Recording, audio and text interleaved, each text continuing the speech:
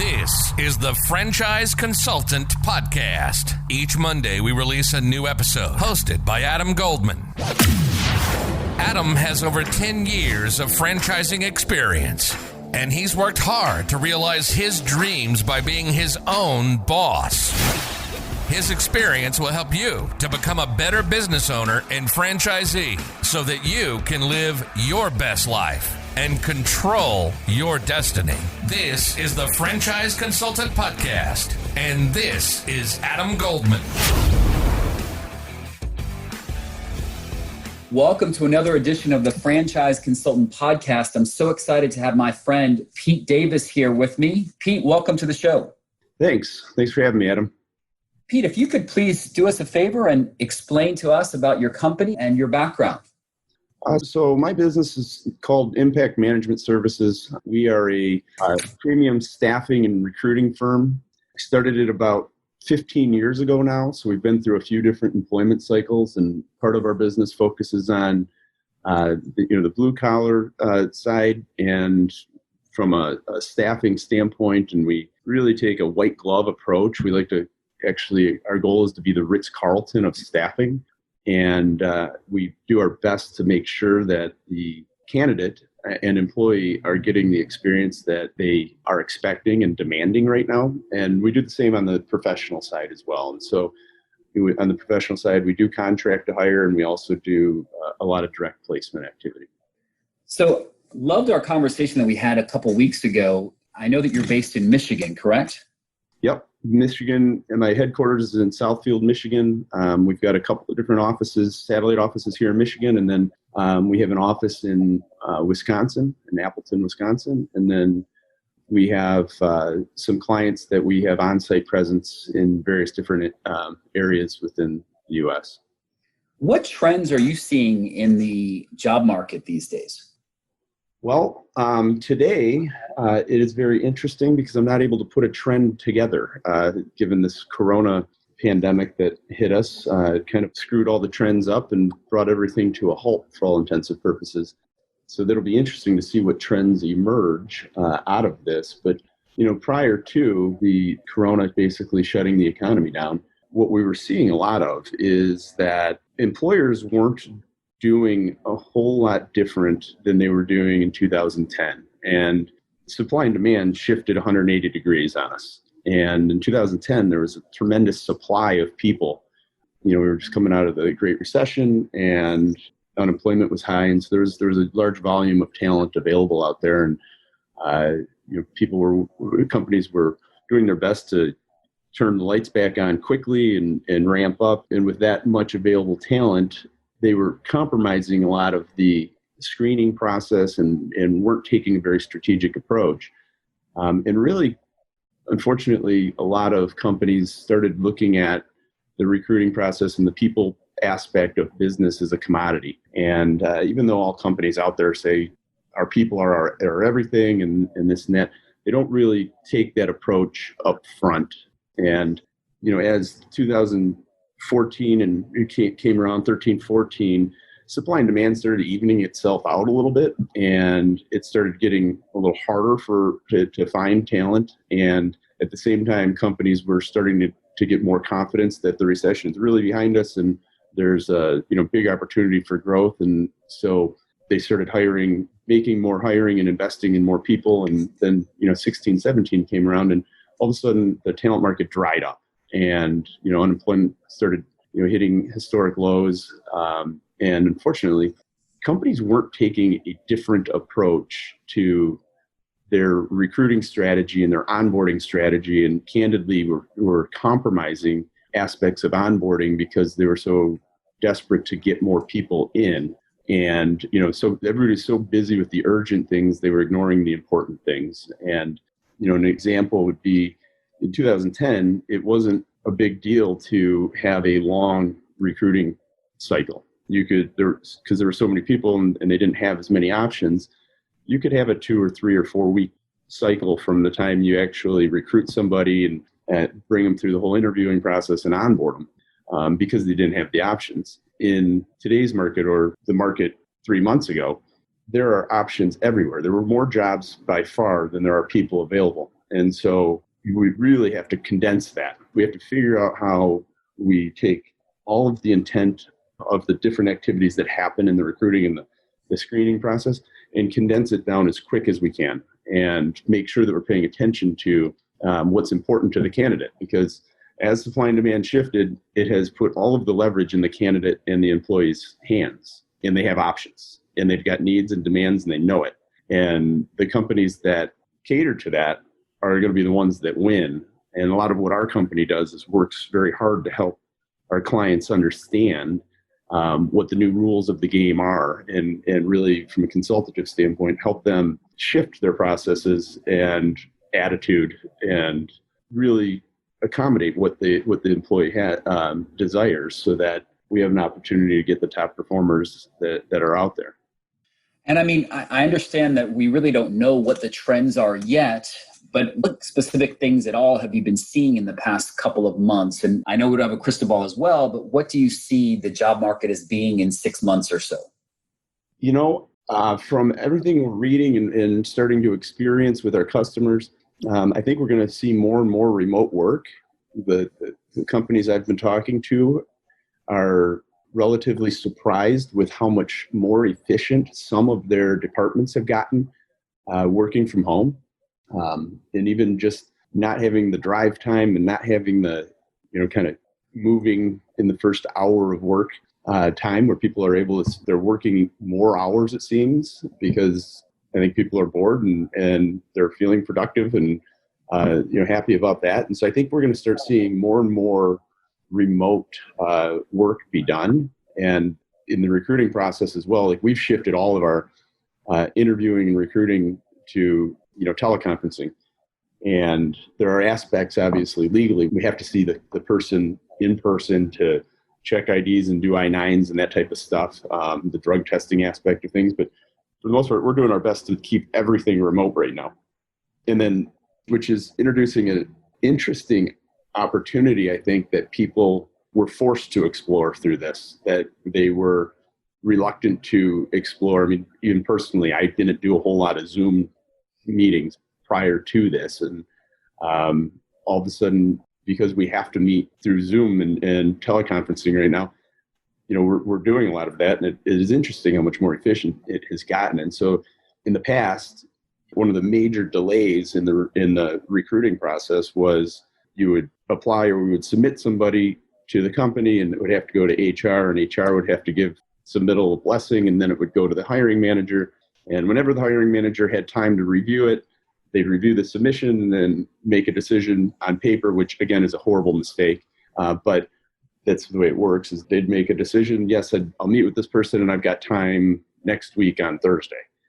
Where now that is shrinking that time gap. So I'm optimistic that companies are going to utilize some of this flexibility that teleconferencing actually provides to expedite the recruiting and onboarding process, which should make it more successful for the top performers to actually be hired in. These people are once somebody decides that, okay, I'm going to make a career change, that's a very emotional decision, and it's risky, and once they commit to doing that, now all of a sudden they're committed, and offers are coming and everybody's being recruited everywhere. And so all of a sudden somebody may sit there and go, you know what? I'm open to it. I like this opportunity, but they're also going to be getting recruited, and other companies are going to be doing their best to pull that person's attention as well. And since they're already emotionally committed to making a change, they start looking at other opportunities, and there's a large risk at losing that person throughout that process. So, I think that, to get back to your question with the trends, I think we're going to see a lot more done via teleconference, and I'm optimistic that we can also get it done in an expedited fashion. That's great. That's great. So there is an advantage of having work at home and making processes more streamlined. Yes, that's what we've been seeing with our customers and with some of the other businesses that that I network with on a regular basis, whether it's in EO or YPO. We're seeing that people are figuring out a way to actually be more productive. I was just talking to somebody on my YPO forum who had mentioned how his customer service call center that used to be all in-house and working all within one of his offices. They're all working remotely right now, and the number of tickets per hour have gone up significantly. And they're doing an exploration right now, like what is causing this? But the intent now is they're probably not going to be requiring people to come in no matter what happens with this virus and whether there's risk or whatnot, because but now they have to figure out, all right, how do we actually measure and manage remotely like that as well? So what advice would you have? I'm sure that being in the staffing industry, you come across people that are at a certain point in their career and maybe they've recently been laid off. What can people do to really keep themselves relevant if they've been furloughed or laid off?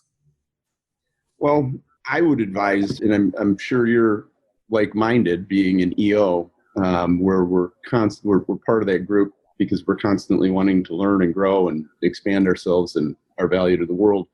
I would advise people to really take advantage of the time to sharpen the saw during this time. And if you're considering companies to get back into the workforce with or to make a career change, my advice is always to do as much research as you can. And today there's so much information available about all companies.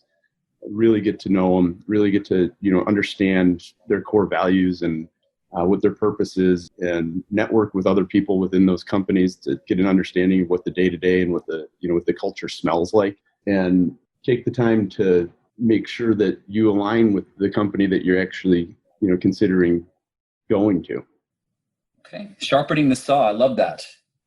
Is that from that? I think that's from what's the name of that guy? Is it the 7 Habits of Successful People?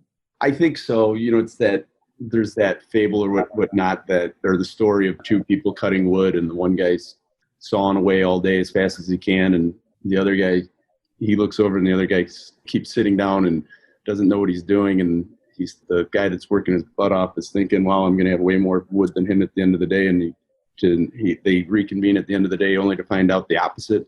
And the first person says, how in the heck did you get so much wood? Every time I looked over, you were just sitting there. And he said, no, I was sharpening my saw.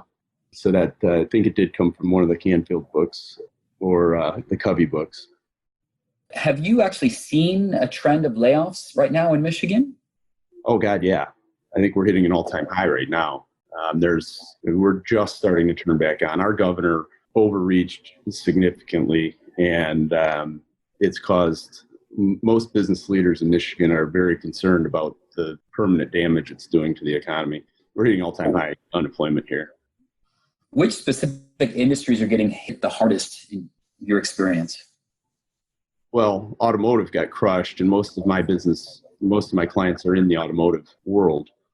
But pretty much everybody that we deal with, whether it's marketing, the only companies that we deal with that significantly impacted by this are in the food industry, food distribution and food manufacturing. So pretty much everybody that's not part of the essential supply chain, the keep people alive supply chain, has been hit. So Pete, looking at your background and just chatting with you, you have a very interesting story about how you started your own business. Could you share your story for our listeners? Well, what I'd like to say is I knew in college that I had to start my own business because I'm unemployable. As an entrepreneur, I always knew that I wanted to work for myself and figure out a way to create value for the world. And I had done a few different things prior to being in this business. I did some small residential developments. I had a company that did a digital video surveillance equipment. Back then, it was stuff that we'd go in and put camera systems and technology in a building that you could view remotely. And it was, we were doing projects for $50,000, $60,000, $100,000, where today you can buy the same system at Costco for $1,000 and put it in yourself, and it's all wireless and ready to rock. But I did that. I had some bars for a while. Every early 20s young man wanted to be in the bar business if you're an entrepreneur at one point, which was a very interesting growing experience. But basically, a couple of guys approached me while I was between companies. I just exited one, and they kept approaching me about if I had any friends that did this and friends that did that, and I'm kind of going, what kind of business do you guys have? And they started talking about they were in the staffing business or they worked in the staffing industry, and they wanted to break off on their own and start their own business. And so I was sitting there with a little bit of cash and said, all right, this sounds interesting. We ran some pro formas, and so I got involved with them, and partnership didn't work out. And I found myself sitting there going, all right, so here I have all my money tied up in this business, and I was forced to either figure out how to learn it and run it, or just fold it and start over with not a whole lot. And so I ended up taking my partners out of the company and digging in and learning it myself. That was, I don't know, probably 2007 at the time. And I didn't want to be in the staffing business in Michigan in 2007, 8, 9. Nobody was hiring, and we were, Michigan got hit really bad during that recession. The autos were filing bankruptcies, everybody knows, and nobody was looking to hire. So it was a pretty scary time. But when things turned back on, all of a sudden, we just tripled overnight, and then started really growing fast from there. That's great. That's great. And what advice, if any, do you have for people that are thinking about starting a business, especially now in a recession? Well, yes, it would be make sure that you identify a true need in society and figure out how you are passionate behind providing the solution for that need, and make sure it's something that you'd like to do, and where your unique ability complements the solution for that need. And then surround yourself with good people. I think that's a mistake that a lot of people make, and they're continuing to make, is when you need to hire folks. We see this all the time. When you need to hire somebody, it lately has become more of a sale in the recruiting and the screening process, and I see a lot of entrepreneurs make that same mistake, where, all right, I need somebody, and this person has the right energy, and they say they've got the same, the goals line up, and great, join my team. And instead of recruiting to exclude, they're recruiting to include. And so I would just say to be very particular and careful with the folks you surround yourself with, especially when you're just starting out. You get an opportunity, you get a blank slate, clear canvas. So just make sure that every brush stroke is intentional, and you're thinking long-term and not just filling a short-term need. That's wonderful advice.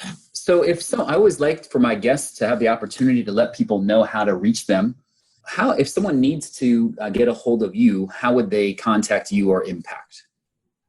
They could just email me at pdavis@theimpactanswer.com, and I'd be happy to network with any of your listeners.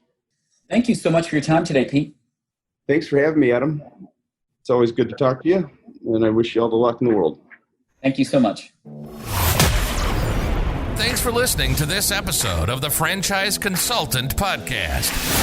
We hope you've gotten some useful and practical information from this show. And if you enjoyed this episode, please subscribe, give us a rating, and leave a comment on iTunes or wherever you listen to your podcasts. Explore great resources on our website, franchisecoach.net. And if you'd like more content regularly, follow us on LinkedIn or Facebook. And hey, be sure to listen next time so you're able to realize your dreams.